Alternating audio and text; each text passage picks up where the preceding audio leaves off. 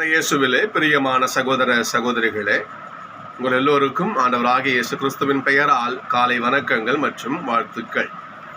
நான் உங்கள் அகஸ்டின் வேதியர். இன்று ஜூலை மாதம் 5ஆம் தேதி 2024ஆம் ஆண்டு.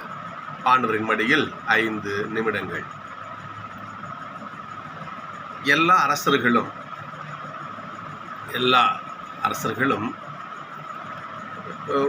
தன்னுடைய அரசவையில் மிக முக்கியமான ஒரு நபரை வச்சுருப்பாங்க. அவர்தான் ராஜகுருன்னு சொல்லுவாங்க. ராஜகுரு. ராஜா எப்பெல்லாம் ஒரு விஷயத்துக்கு ஒரு தீர்வு காண முடியாமல் இருக்கிறாரோ, ஒரு தவறான பாதையில் அவர் பயணிக்க நேரிடுதோ, அவரை மடக்கி நல்வழிப்படுத்த, நல்ல யோசனைகளை சொல்ல, இதற்கெல்லாம் என்ன பண்ணுவாங்க? ஒரு அரசர்கள் ராஜகுருக்கள் வச்சுருப்பாங்க. அது எல்லாருக்கும் தேவை. நாம் வாழும் இந்த காலத்திலும் சரிதான். அரசு அமைப்பு வச்சிங்களேன், எல்லா துறைக்கும் ஆலோசனை சொல்ல ஆட்கள் இருப்பாங்க. எப்பேற்பட்ட நீ மேதாவியாக கூட ஒரு டைம் நீ தவறிடுது. அப்படி தவறும் பட்சத்தில் என்ன பண்ணுவாங்க? அவர்களே நல்வழிப்படுத்த அந்த ஆலோசனை மிக மிக அவசியமானது. ஞாபகம் வச்சுக்கணும். இப்போ சொல்லுவாங்க இல்லையா, என்ன பெரிய அட்வைஸு, இந்த உலகத்தில் மிக சீப்பாக கிடைக்கிறது அட்வைஸ் தான் சொல்லுவாங்க. ஆனால் அதோட அருமை தெரியாது எல்லாருக்குமே. இன்றைக்கு குழந்தைகள் சீர்கட்டு போவதில் எப்படி இருக்கு? இன்றைக்கி ரொம்ப ஈஸியாக கெட்ட பாதையில் போகிறாங்கன்னா, அதற்கு நம்முடைய தாத்தா பாட்டு இருக்காங்க பார்த்தீங்களா? நான் சொல்கிறது உங்களுக்கு புரியும்னு நினைக்கிறேன். தாத்தா பாட்டிகளை நாம் பிரிந்து தனி கொடுத்தனும் போயிட்டு குடும்பத்தை விட்டு பிரிந்து தனியாக வாழ்ந்து அந்த பெரிய பெரிய அனுபவசாலிகள், பழுத்த பழங்கள் இல்லையா, வாழ்ந்து எல்லாம் 3-4 தலைமுறையை பார்த்து தாத்தா பாட்டி கொள்ளு தாத்தா இவங்கெல்லாம் சொல்கிற புத்திமதிக்குது கதைக்குது பார்த்தீங்களா? அதெல்லாம் பிள்ளைகளை வழிநடத்தியது. இன்னைக்கு அதெல்லாம் கிடையாது. எப்போ தாலி கட்டிக்கின்னு புள்ள போகிறானோ அடுத்த நாளே தனியாக தனி குடும்பம். நாங்கள் அப்படி கிடையாது. எங்கள் அப்பாவுடைய ஒரு சின்ன குக்கிராமம். சின்ன பிள்ளைகள் என்ன பண்ணுவோம், எங்கள் லீவ் விட்டால் உடனே நாங்கள் கிளம்பிடுவோம். நாங்கள் கிராமத்துக்கு கிளம்பிடுவோம். எங்கள் தாத்தா பாட்டி என்ன பண்ணுவாங்க, படுத்துருப்பாங்க நைட்டில். அவங்க கையில் நான் படுத்துக்கிட்டு அவங்க மொபைல் வயிற்று மேலே கால் தூக்கி போட்டு இருப்பாங்க. அவங்க கதையெல்லாம் சொல்லுவாங்க. ஒரு ராஜா இருந்தாரா, அவர் இப்படி இருந்தாரா, இந்த கதைகள் தான் நல்வழிப்படுத்தியது பிள்ளைகளை. இன்னைக்கு அப்படியா? தாத்தான்னா யாரு? தாத்தா எப்படி இருப்பாரு? உண்மைதானே? இந்த அறிவுரை இருக்கு பார்த்தீங்களா, இந்த அட்வைஸ் இருக்கு பார்த்தீங்களா, இந்த வாழ்க்கையே நெறிப்படுத்துகின்ற ஒரு சக்தி அது. இது இல்லாமல் மனுஷனை வாழ முடியாது. புரியுதுங்களா? வாழ முடியாது. தப்பாக போகிறேன்னா வச்சா தப்பு அப்படின்னு சொல்ல ஒரு ஃபண்டு கூட தான் வச்சிங்களேன், கோடீஸ்வரன் ஆகும். அப்படிப்பட்ட நல் வார்த்தைகள் மனுஷனுங்கின்ற அந்த ஒரு மண்ணை வளப்படுத்துகின்ற ஒரு உரம் அது. சரிங்களா? இப்படித்தான் முற்காலத்தில் இருந்தது. நம்முடைய ஆண்டவர் யாவே இறைவன் தன்னுடைய மக்களை வழிநடத்த ஆலோசகர்களாக, மக்கள் தவறாக போகும்பொழுது அவங்களை தட்டி கொடுத்து நல் பாதையில் கொண்டு வருகிறதுக்காக என்ன பண்ணாங்க? இறைவாக்கினர்கள், நீதி தலைவர்கள், குல முதுவர்கள் எல்லாம் அப்போ வச்சிருந்தார் பாருங்க. அப்ரகாம், இசாக்கு, யாக்கோபு வச்சிருந்தார். குல முதுவர்கள், நீதி தலைவர் தபோரா எவ்வளோ பேருங்க வச்சிருந்தாங்க. இறைவாக்கினர்கள் எவ்வளோ பேர், எசேக்கியேல் எவ்வளோ பேர் இறைவாக்கினர்கள் வச்சு ஏன் வச்சிருந்தாரு கடவுள்? அவருடைய மக்கள் நல்ல பாதையாக பயணிக்கணும். கெட்ட பாதையில் பயணிக்கும் பொழுது அனுப்பாது. எப்போ எசையாஸ் போ, என் பிள்ளைங்க தப்பான பாதை போகிறாங்க பாருங்க, ஓடி போய் நல்வழிப்படுத்து. இதற்காகத்தான் இந்த கடவுளை வச்சிருந்த ஒரு கருவிகள் அவங்கெல்லாம். இன்றைக்கு அப்படிப்பட்ட இறை வார்த்தைக்கு, கடவுளுடைய வார்த்தைக்கு பஞ்சம் வரும் என்று ஆமோஸ் வாயிலாக யாவே இறைவன் வடநாட்டுக்கு எச்சரிக்கை செய்கிறார். எளிய மக்களை போட்டு கசக்கி பிடிக்கிறீங்களே ஐயா. நீங்கள் கசைக்கு பிடிக்கிறீங்களே. ஒரு ஜோடி செருப்புக்கு ஒரு ஏழை மனுஷனை வரிவனை விலை கொடுத்து விற்கிறீங்களே, வாங்குறீங்களே. ஒரு செருப்பாய மனுஷனுடைய விலை. அமாவாசை எப்போ முடியும், ஓய்வு நாள் எப்போ முடியும், எப்போ தானியத்தெல்லாம் விற்று கொள்ளடிக்கலான்னு கொள்ளடிக்கிறதுக்குன்னே கூட்டமாக திரிறீங்களே. ஆமாம் சொல்கிறாரு, நல்ல பாதையில் வர நீங்கள் தயங்குறீங்க. நீங்கள் ஆமாம் வார்த்தை ஏற்றுக்க மாட்டீங்க. ஆமாம் சொல்லியா என் வார்த்தை நான் சொல்கிறேன் ஏற்றுக்க மாட்டீங்க. நீங்கள் நேற்று வாசிமொழி அமைச்சியா காசுக்கு கூலிக்கு மாரடிக்கின்ற குருக்கள், பெத்தேல தானில் வாழ்கின்ற குருக்கள். ஆமாம் சொல்கிறாரு, யாரும் ஏற்றுக்கிற மாதிரி கிடையாது, ஆண்டவர் பக்கம் திரும்பி வர்றது மாதிரி கிடையாது. ஆண்டவர் எச்சரிக்கை செய்கிறார், உங்களுக்கு பஞ்சம் வரும். உணவு பஞ்சம் இல்லை, தண்ணிக்கு பஞ்சம் இல்லை, எல்லாத்துக்கும் அந்த பஞ்சம் கிடையாது. இறை வார்த்தைக்கான பஞ்சம் வரும். ஞாபகம் வச்சுக்கோங்க. என்றைக்கு ஒரு மனிதன் நல்வழிப்படுத்துகின்ற வார்த்தைகளை கேட்க தவறுகிறானோ வாழ்க்கை நாசமாக போயிடும். நல்லதை சொல்லி என்ன பண்ணணும், திருத்தணும். அந்த நல் வார்த்தைகளை கேட்கலன்னா வாழ்க்கை யோசிச்சு பாருங்க பார்ப்போம். அந்த சொன்னது பாருங்க, ஒரு பிள்ளையை இழந்த குடும்பத்தை போல கதறி அழுவையா. நாம வச்சுக்கோ, கதறி அழுவ, கதறி அழுவ. உன்னுடைய விழாக்கள் அழுகை கூடமாக மாறும். உன்னுடைய சிரிப்பு வேதனை தரும் அழுகையா மாறும். ஏனென்றால் என் வார்த்தையை நீங்க புறக்கணிக்கிறீங்க, என் வார்த்தையை நீங்க தூக்கி போடுறீங்க. ஞாபகம் வச்சுக்கோங்க. ஆண்டவர் எச்சரிக்கை செய்கிறார். தாவீது திருப்பாடல பாருங்க, இன்னைக்கு அவர் வார்த்தைக்காக இயங்குகிறார். உன் கட்டளைகளுக்காக நான் இயங்குகிறேன் ஆண்டவரே, உன் வார்த்தைக்கு நான் இயங்குறேன், எனக்கு வார்த்தையை கொடுங்க. உங்களுடைய நீதி நியமங்களுக்காக நான் இயங்குறேன், உங்க வார்த்தைகள் எங்களுக்கு கொடுங்க. ஆணும் வாய்ப்பாடு நிற்கிறேன் ஆண்டவரே, உங்க வார்த்தைகள் எனக்கு கொடுங்க. சரிங்களா? உண்மை முழுமனதோடு தேடுறேன், உங்க வார்த்தையை நான் தேடுறேன், வார்த்தையான இறைவன் உங்களை தேடுறேன், வார்த்தைகளை கொடுங்க. ஏனென்றால் மனுஷன் சோத்திரால் மட்டும் உயிர் வாழ முடியாது. கடவுளுடைய வார்த்தை, ஆண்டவருடைய வார்த்தை, நன்மை பயக்கும் வார்த்தைகளால் உயிர் வாழறாங்க. அதான் வாழ்க்கையா அவனுக்கு. திண்டு தூங்குறத வாழ்க்கை. நீதி நெறியின்படி வாழணும், கடவுளுடைய கட்டளைப்படி வாழணும், அதான் வாழ்க்கை. சாப்பிட்டா பாரதியார் சொல்லுவார் இல்லையா, வெந்ததை தின்னு விதி வந்தால் சாவும், அதுவா வாழ்க்கை. அப்போ நீ போன்னு வச்சுக்க, நீ செத்து போனால் கூட ஒன்றும் அவ்வளோதான், அப்படிக்காம தான் நிற்பான். நான் ஒரு நல்லவன் செத்து போகட்டும், ஆண்டோடைய பாதையில் பயன் செத்து போகட்டும். அவன் என்ன பண்ண தெரியுமா, செத்து பணமாக போனால் கூட ஓ மகராசம் போகிறானேன்னு சொல்லுவான். அதான் என் வாழ்ந்த வாழ்க்கைக்கு அடையாளம்.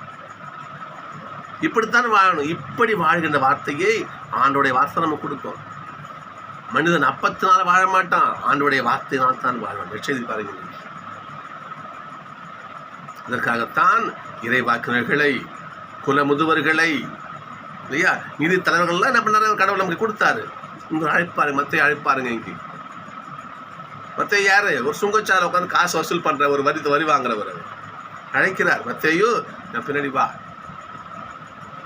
மத்தையோ அழைக்கிற. ஏன்னா இறைவாக்கு மக்களுக்கு முக்கியம், மக்கள் நல்வழிப்படுத்தணும் அழைக்கிறார். ஆனால் அந்த வார்த்தையை அன்று ஆமோஸ் காலத்தில் வாழ்ந்த மக்கள் ஏற்க தயங்கினார்கள்.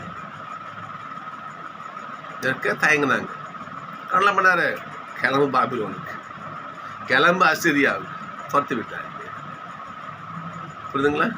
எனவே நம்ம சாப்பாடு மட்டும் வாழ முடியாது. அவனுடைய வார்த்தை நம்மை வாழ்விக்கும் பலமான ஒரு பொக்கிஷம். அது நீங்க பாருங்க பார்ப்போம். இந்த செய்தியில மனிதன் அப்பத்தினால் மட்டுமல்ல, கடவுள் வாயென்று வரும் ஒவ்வொரு சொல்லினாலும் உயிர் வாழ்கிறான். இந்த சொல் நம்மை வாழ்விக்கும். அற்புதமான எஸ்ஐயர் வார்த்தை பாருங்க பார்ப்போம். வானிலிருந்து எப்படி மழை துளி வந்து பலன் தராமல் திரும்பி போகாது. தண்ணி என்ன பண்ணும், மழை பெய்யும், நிலத்தை நனைக்கும், அதை விதை இருந்தால் அதை முளைக்க செய்யும். அந்த முளைத்த செடி பலன் கொடுத்து, இல்லையா, அது மக்களுக்கு பயன்படும் ஒரு தாரமாக மாறும். மழை தன் பணியை செய்யும். அதே போல அவனுடைய வார்த்தையும் இருக்கும் சொல்ல பாருங்க. அவனுடைய வார்த்தை பலன் தரக்கூடியது. அவனுடைய வார்த்தை அனைத்தையும் வாழ்விக்கக்கூடியது. அது கடவுளுடைய வார்த்தை யாரையும் அழிக்காது. மழை எப்படி இந்த பூமி நடத்து சேர்ந்து பூமிக்கு உயிராக மழை அமைகிறதோ அதே போல் அவனுடைய வார்த்தை இந்த மனு குலத்திற்கு உயிராக அமையும். சகோதரர்களே, ஆண்டவர் வார்த்தை என்ன பண்ணுங்க, கேளுங்க, அதுக்கு செவி கொடுங்கள் என்று இன்றைய வாசகங்கள் நமக்கு அழைப்பு விடுக்கிறார். பழைய பாட்டில் பாருங்க கேட்குறாங்களா? சாரி, புதிய பாட்டில் பாருங்க கேட்குறாங்களா? உங்களுடைய போதகர் பாவிகளோடும் வரி தண்டுவரோடும் போய் சாப்பிட்றாரு, அது என்ன? அதாவது கடவுளுடைய வார்த்தை அதாவது ஆண்டவர் சொல்லியிருக்காரு இல்லையா, நான் பலிகளை அல்ல இரக்கத்தையே விரும்புகிறேன். ஓசை 6. காசு பணம் தேவையில்லை, இரக்கத்தோடு இரு, ஏழை எளிய மக்கள் அன்பு செய். நாம சொல்றது பாருங்க, படிக்கும்போது நமக்கே எப்படி ஒரு பாருங்க பார்ப்போம். ஏழைகளை வறியவர்களை ஒரு ஜோடி செருப்புக்கு நீங்க விற்கிறீங்க. எந்த அளவுக்கு மனுஷன் அந்த காலத்துல வாழ்ந்து போயிருச்சுங்க. அப்ப வறியவர்கள் கடவுளுக்கு எப்படி இருந்திருக்கும்? அந்த வரியவரும் ஆண்டோடைய பிள்ளை தானையா, நம்மள மேல படைப்பு தானே ஆகணும். உன படிச்சு அவனையும் படிச்சு கடவுள் படிச்சிருக்காரு. அவன் வறியவன் ஏழ்மையானவன் ஒன்றும் இல்லாதவங்கிறதுக்காக அவனை போட்டு நசுக்குறீங்களே, எந்த வகையில நியாயம்? ஆண்டவர் ஆமோஸில் நியாயம் கேட்கிறார். உங்கள் சிரிப்பு அழுகையாக மாறும். அடுத்தவங்க நசுக்கிற பத்தியா நீ? உங்கள் விழா அழுகையாக மாறும் சொல்ற. உங்கள் விழாவை நான் வெறுக்கிறேன், உங்கள் விழாவை நான் அருவருக்கிறேன். உங்கள் விழா உங்கள் மகிழ்ச்சி எல்லாம் துக்கமாக மாறணும் சொல்றாங்க. யாரான்னு சொல்றாரு. ஏன்னா என் வார்த்தைக்கு நீங்க செவி கொடுக்கல. ஆண்டவர் வார்த்தைக்கான பஞ்சம் வரும் என்ற எச்சரிக்கை செய்கிறார். நீ பாருங்க பார்ப்போம். எசப்பா போறாரு, நீ பாயுன்னு சொல்லு, நான் பாயுங்கிறது தான் போறேன். அவன் மனம் மாறணும் ஐயா. சமயத்தில் ஒடுக்கப்பட்டவன் ஒடுங்கி போய் கிடக்குறான், ஒடுங்கி போய் கிடக்குறான். அவனுக்கு அவன் கைத்து கூட யாரும் கிடையாது. வரி வாங்கலாம் பாவின்னு சொல்றீங்க. அவன் எசப்பா போனாரு. கேள்வி சொல்ற பதில் பாருங்க பார்ப்போம். மருத்துவன் நோய் உற்றவனுக்கு, இந்த பாவிக்கு தான் நான் தேவை. அவன் மனசை மாத்தணும். நான் எங்க அப்பா பார்த்து சொல்லணும், நல்ல வார்த்தையை சொல்லணும். சொல்லி அவன் என்ன பண்ணானு மனம் மாத்தி கூட்டிட்டு வரணும். பேசுற வார்த்தை தான். நேர்மையாளரை அல்ல பாவிகளுக்காகவே நான் வந்தேன். சொல்றாரு இல்லையா? நேர்மையாளர் அவன் நேர்மையாளர் தான் இருப்பான். அவன் கடவுளுடைய புள்ள, எப்ப என் புள்ள அவன். அவன் பாவி மனமாறி அவனையும் ஆண்டவர் ஏன் காலம் தாழ்த்துகிறார்? திருமுகத்தில் பாருங்க, ஒரு ஆன்மா கூட அழியக்கூடாது, எல்லோரும் மீட்படையவே ஆண்டவர் காலம் தாழ்த்துகிறார். அப்போ எல்லா பாவிகளும் மனம் மாற வேண்டும். ஒரு பாவி மனம் திரும்பும் பொருட்டு விண்ணகத்தில் அவ்வளோ மகிழ்ச்சி உண்டா மகிழ்ச்சி இருக்கும் பாருங்க. வார்த்தை தான் என்ன சொல்ல பாருங்க பார்ப்போம். பாவிகளையே அழைக்க வந்தேன், நோய் உற்றவருக்கே மருத்துவன். வழிகள் எனக்கு தேவை கிடையாது, இறக்கத்தோடு இருங்க. ஆணுடைய வார்த்தை. சகோதரர்களே, இந்த ஆணுடைய வார்த்தை நம்ம கேட்போம். ஆமோஸ் காத்து இருந்தது போல ஆணுடைய வார்த்தை நம்ம செவி கொடுத்து கேட்கல, ஒரு காலம் வரும் ஆணுடைய வார்த்தைக்கு பஞ்சம் மதிச்சு வந்தே தீரும். நடந்துகிட்டு தான் இருக்குது இன்னைக்கு பாருங்களேன். அந்த காலத்திலலாம் ஒரு தாய் தகப்பங்களாம் புத்திமதி சொல்லுவாங்க.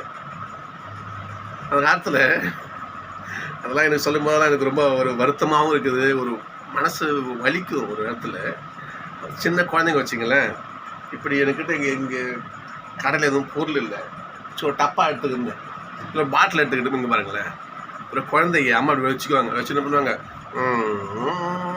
நாத்துக்குன்னு இல்லை ராஜா இருந்தாங்களாம், என்ன பண்ணாரு தெரியுமா, இருந்துச்சான் அந்த குழந்தை ஒரு நல்லொழுக்க கதையை பிள்ளைகிட்ட சொல்லுவாங்க பாரு. நீங்கள் பார்த்துருக்கீங்க, நம்ம பிள்ளைய பார்த்தவங்க தானே. சாஞ்சிக்கிட்டு அது ஒரு சின்ன ஒன்று கேட்கும். அப்படியே அந்த தாய் குட்டி கதை. ராஜா இருந்தாரா, அவன் இருந்தாரா, நல்ல வார்த்தைகளை இந்த காது ஓரமாக கேட்டு கேட்டு கேட்டு கேட்டு பிள்ளைங்க வாழ்ந்ததுக்கு இன்னைக்கு கோடான கோடி பேர் இன்னைக்கு இருக்குதா? ஐயா சொல்லுங்க பார்ப்போம். காஸ்பல் என்ற வார்த்தை பொருள் தெரியுமா? நற்செய்தி, நல்ல செய்தி. குட் ஸ்பெல் தான் காஸ்பல்னு சொல்லுவாங்க. குட் நல்ல, ஸ்பெல் உச்சரிப்பு, நல்லவத்தை நம்ம ஒளி எழுப்பணும் தான் காஸ்பல்னு சொல்லுவோம். நல்லவற்றை சொல்லுகின்ற செய்தி, நல்ல செய்தி. நல்லதை யார் சொல்லணும்? அது கடவுளுடைய வார்த்தை தான். அது எப்பொருள் யார் யார் வாய் கேட்பினும் அப்பொருள் மெய்ப்பொருள் காண்பது அறிவு. எவனா சொல்லட்டும், அதில் உண்மை சத்தியம் இருந்தாலும் கேட்டு கடவுள் சொல்ற வார்த்தை, கடவுள் சொல்ற வார்த்தை. நல்ல செய்தி, நற்செய்தி. நற்செய்திக்கு இன்னைக்கு பஞ்சம் இருக்காது, இருக்குதுங்க. இன்னைக்கு எத்தனை கவுன்சிலிங் சென்டருக்கு போய் பாருங்க பாப்பா. இன்னைக்கு மன புழுக்கத்தில் இன்னைக்கு ஓடுறாங்க தெருத்தருவேன். இன்னைக்கு டாக்டருங்கிற பேரில் கொள்ளை அடிக்கிறானுங்க. ஏன்? நீ உன் தாய்கிட்ட நல்ல வார்த்தையை நீ கேட்கல, நீ உன் தகப்பகிட்ட நல்ல வார்த்தையை நீ கேட்கல, நீ உன் அண்ணதம்பிட்டு நல்ல வார்த்தையை நீ கேட்கல. நீ இன்னைக்கு நீ கேட்காம அவங்களுடைய வார்த்தைக்கு செவி கொடுத்து அந்த நல்ல ஒரு வார்த்தையை கேட்டு வாழ்க்கையை மாற்றி அமைக்காம என்ன பண்ணுற? இன்னைக்கு கவுன்சிலிங் போயிட்டு பணத்தை கொட்டி கொடுத்து என்ன பண்ணுறான்? அவனை பண்ணுறான், தியானம் பண்ணு, கண்ணை மூடு, ஒரு உட்காந்துரு, வீட்டுக்கு எழுந்துச்சு போ, காசு 50,000 பணத்தை கட்டிட்டு போ. என்னையா மனுஷன்? இன்றைக்கு இருக்கிறது ஆண்டோடைய வார்த்தைக்கு பஞ்சம் இன்னைக்கு இருக்குது. நான் சொல்றது மெய்யா பொய்யா யோசிச்சு பாருங்க. நீங்க நடக்குதா இல்லையா? எத்தனை இன்னைக்கு ஆன்மீக மையங்கள், இன்னைக்கு எத்தனை இன்னைக்கு சொல்லுவாங்களே கவுன்சிலிங் மையங்கள், இன்னைக்கு எத்தனை இன்னைக்கு எக்கச்சக்கம் எங்க பார்த்தாலும் பாருங்க. போர்டு வச்சு உட்காந்துக்கிறான். அது வருமானமே அதான் அவனுக்கு. ஏன்? நல்லவைகளை இன்னைக்கு பஞ்சம் ஏற்பட்டுக்குது. இன்னைக்கு கடவுள் சொல்ல வார்த்தை இன்னைக்கு நடக்குது பாருங்க. இன்னைக்கு இனிமேல் சகோதரர்களே, நல்லவைகளை கேட்போம், காது கொடுத்து கேட்போம். அப்படி நல்ல வார்த்தைகளை கேட்டால் நம்முடைய வாழ்க்கை மாறும். ஏசப்பா சொன்னார் இல்லையா, கேட்க செவியுடையோர் கேட்க. ஏசப்பா யாருக்கும் திணிக்க மாட்டார், கட்டாயப்படுத்த மாட்டார். எப்பா என் வார்த்தையை சொல்கிறேன், விரும்பினா கேளு, விரும்பாட்டு நஷ்டம் யாருக்கு? உனக்கு, எனக்கு கிடையாது. ஏசப்பா சொல்ற வார்த்தை இருக்கு, கேட்க செவியுடையோர் கேட்கட்டும். அவனுடைய வார்த்தை விதை போன்ற சொன்னா இல்லையா, விதை போன்றது. பாரம்பரிய ஆண்டவர் கத்தி கத்தி கத்தி நல்ல நல்ல விஷயங்கள் சொல்றாரு. அந்த ஆண்டோடைய வார்த்தையின் விதை என்ன பண்ணுறீங்க? பாரம்பரிய மனசில் விழுந்தா கருகி போயிடுது, ஓட்டோரம் வழியில் விழுது, பறவைகள் திண்டு போயிடுது, முள்ளு செடியில் விழுது, முள்ளா நெருக்கி அந்த விதைவை வளர விடாமல் பண்ணிடுது. நல்ல மண்ணில் விழுது, செழிப்பாக வளருது. நம்முடைய உள்ளம் பாறையா, ரோடா, பாதையா, இல்லை முட்செடிகள் நெருக்கின்ற முள்செடிகள், மனசு முட்செடிகள் இல்லை, நல்ல மண்ணா? யோசிச்சுப்பா. அவனுடைய வார்த்தை உயிரளிக்கக்கூடியது, வாழ்வளிக்கக்கூடியது. எப்படி மழை பெய்து பலன் தராமல் ஆண்டோட வார்த்தை பலன் தராமல் போக, அப்படிப்பட்ட ஆண்டோடைய வார்த்தையை நம் உள்ளத்து நல்ல மண் போல் நம்ம மனசை வச்சு ஏற்றுட்டு வச்சுங்களேன், 60, 30, 60, 100 ஆண்டோட வார்த்தை பலன் கொடுக்கும். சகோதரர்களே, அவனுடைய பஞ்சம்ங்கிற வார்த்தை இன்னைக்கு நடந்துகிட்டே இருக்குது இல்லையா? இந்த காலத்தில் நம்ம நல்ல வார்த்தைகளை கேட்போம், நல்ல சொற்களை கேட்போம், அதை பின்பற்றுவோம். கேட்டால் மட்டும் பார்த்தா அது நான் நீங்கள் தப்பாக எடுத்துக்கூடாது, கிளம்புறது வார்த்தையை பின்பற்றுவோம். அப்படி பின்பற்றினால் நம்முடைய வாழ்க்கை நல்ல மகிழ்ச்சியான ஒரு நிலமாக மாறும். இல்லை எனக்கு யார் வார்த்தையும் தேவை கிடையாது, என் இஷ்டத்துக்கு தான் நான் வாழ்வேன், நான் யாருக்கும் செவி கொடுத்து கேட்க மாட்டேன், நல்லா சொன்னால் காதை பச்சு பொத்திக்குவேன் அப்படின்னா ஒன்றும் செய்ய முடியாது. உங்களுக்கு தான் ஆண்டோடைய வார்த்தை பஞ்சம்னு அது பொருந்தும். எனவே சகோதரர்களே, நல்ல வார்த்தைகளுக்கு, ஆண்டோடைய வார்த்தைகளுக்கு, குட்ஸ் நல்ல செய்திகளுக்கு நம்முடைய காதுகளை கடன் கொடுப்போம். நிச்சயமாக அந்த நல்ல வார்த்தை, அந்த தூய வார்த்தையிலே ஆண்டோடைய பிரசன்னம் இருக்கும். அப்படி பிரசன்னம் இருக்கும் அந்த வார்த்தை ஆண்டவர் நம்முடைய செவி வழியார் உள்ளத்துக்களை புகுந்து நம் உள்ளத்தை பயன்படுத்துவார். இது சத்தியம். இன்னைக்கெல்லாம் செலவு சொல்லுவாங்க இல்லையா, சொல்லுவாங்க, இப்போ சொந்த அப்போ எனக்கு சொல்கிறது ஆள் இல்லையா அப்படின்னு சொல்லுவாங்க. அப்போ எனக்கு சொல்ல ஆள் இல்லை, வழிகாட்ட ஆள் இல்லை அப்படின்னு சொல்லுவாங்க. உண்மைதான், அது வழிகாட்டு இன்னைக்கு ஆள் கிடையாது. அதை சொன்னாலே எனக்கு இன்னைக்கெலாம் செதஞ்சு வாழறான் மனுஷன், இன்னைக்கு பிச்சு பிச்சு போட்டு வாழறான். இன்னைக்கு அதெல்லாம் குடும்பம் ஒன்றா இருக்குங்க. நான், எங்கள் அப்பா, எங்கள் 4 பிள்ளைங்க, நாங்கள், எங்கள் தாத்தா, பாட்டி, எங்கள் மாமா, அத்தை எல்லாம் கும்பலாக அப்படி பதில் போவோம். கிராமத்தில் போனோம். அப்படி இருக்கும் எங்களுக்கு. அப்படிலாம் நாங்கள் அது ஒரு காலமையாது நல்ல வார்த்தைகளை காது கொடுத்து கேட்பது. இப்போ குறைஞ்சிக்கிட்டு இருக்குது. குறைய விட வேண்டாம், நல்ல வார்த்தைகளுக்கு செவி கொடுப்போம். நிச்சயம் நம்முடைய உள்ளத்தை ஆண்டவர் பண்படுத்துவார். நன்றி, நாளை சந்திப்போம்.